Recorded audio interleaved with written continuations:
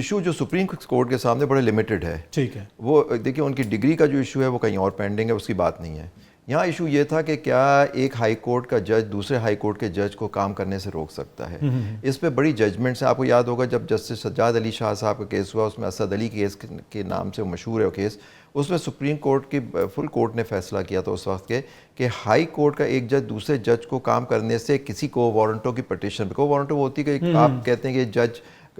جج بننے کے قابل نہیں تھا یا جج اس کی اپوائنٹمنٹ صحیح نہیں ہے, جو بھی کو وارنٹ ہوئی اس کا ایشو ہوتا ہے. وہ پہلی تو بات یہ ڈیسائیڈ کرنا ہے کہ جس آدمی نے, وہ ایک وکیل ہے جو ہمیشہ